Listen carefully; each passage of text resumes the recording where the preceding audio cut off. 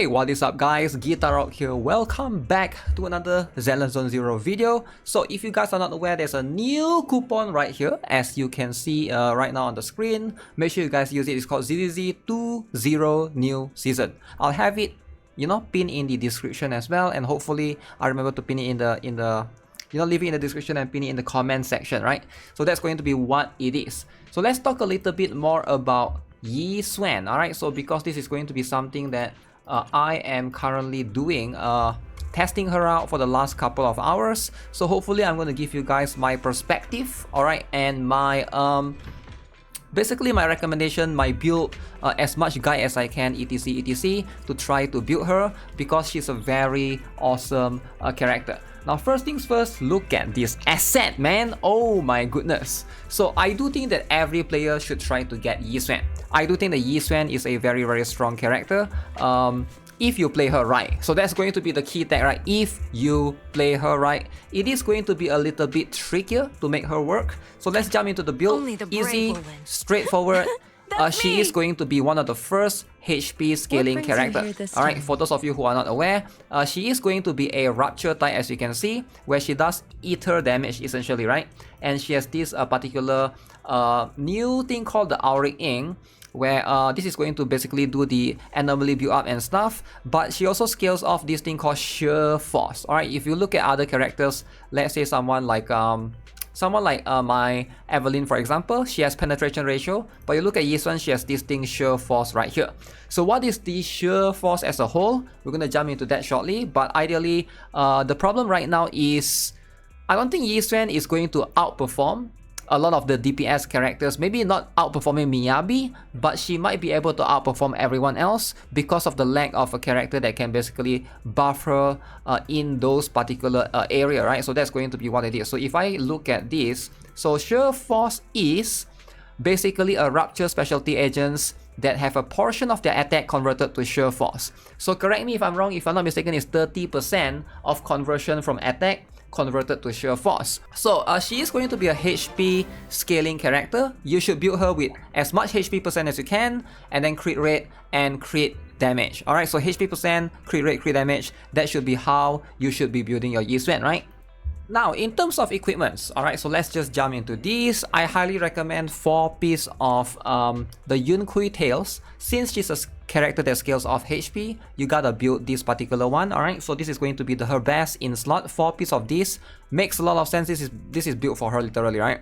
Now the 2 piece is flexible. You can either go for 2 piece Woodpecker Electro to get the crit rate 8%, or you can go for the Branch and Blade Song to get the crit damage at 16%, right? Depending on which one do you need. Alright, so that's going to be what it is. Now slot 1, slot 2, slot 3, ideally again, you want HP percent, you want crit rate percent, you want crit damage percent. Attack is okay, but it's ideally not, it's not practical for her, it's not really needed. Penetration, useless, completely useless for her. I'm going to talk about that why. And then also slot 4, either crit rate or crit damage percent, depending on which one you are trying to get. I highly recommend getting her up to at least about 60% crit rate, right, somewhere around there. And then a crit damage, I think about 120 to 140%, that's like a good stopping point. Now the crit rate, I do have this particular equipment. This is going to be her exclusive weapon, Qingming Birdcage.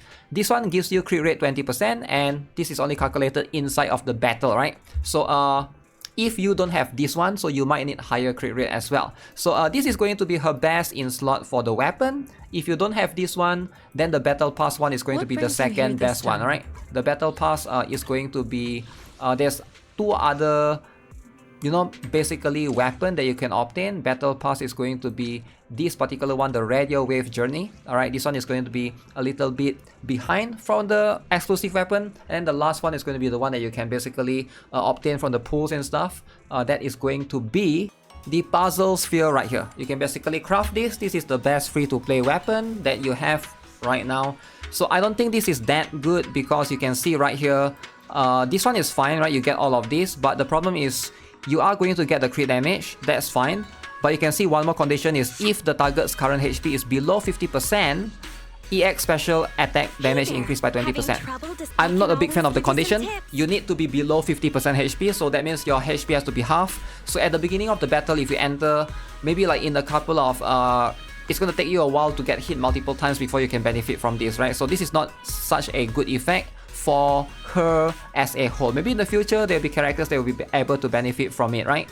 All in all, that one is still going to be the best option for you as a free-to-play, right? If you don't have anything else. So with that, let's talk a little bit more about. Oh yeah, I forgot to mention this particular one, slot 5. You can either go HP percent or ether damage percent. I would highly recommend ether damage percent. That's going to be the better one, unless you got super lucky like me. Right here, you can see I got like crit rate and crit damage percent right here on this particular slot 5. Then I'll stick with this, right? Slot 6, go for HP percent, preferably with crit rate and crit damage percent substat.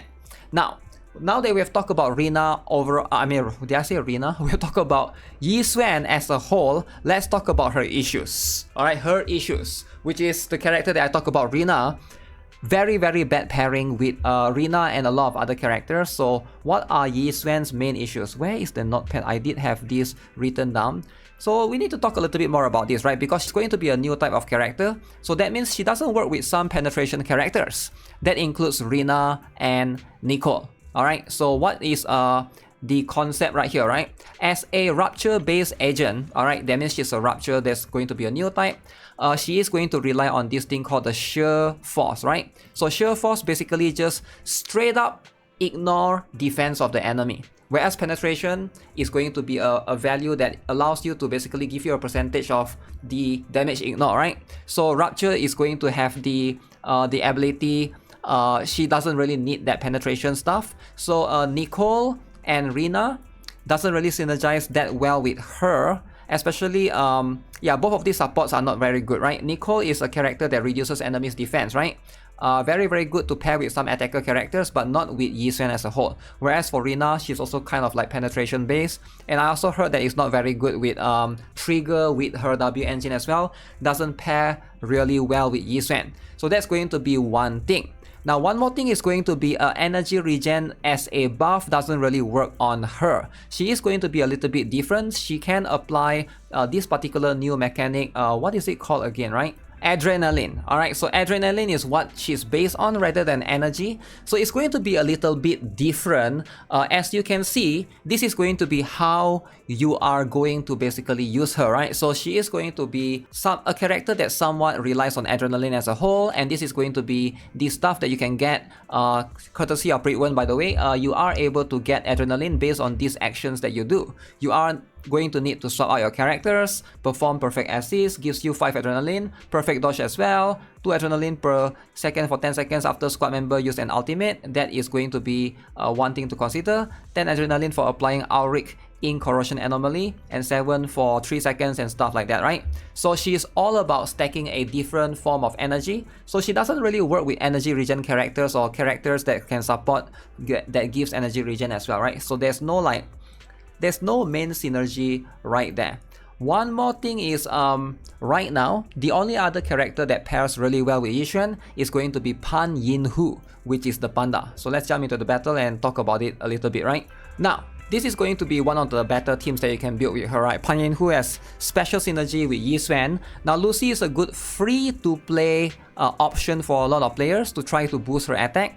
Although, again, like I mentioned, it is not going to be, the synergy is not really quite there because Lucy basically gives attack boost, right? And attack boost, basically a percent of that is going to be converted into sheer force. Again, correct me if I'm wrong, I believe it's 30%.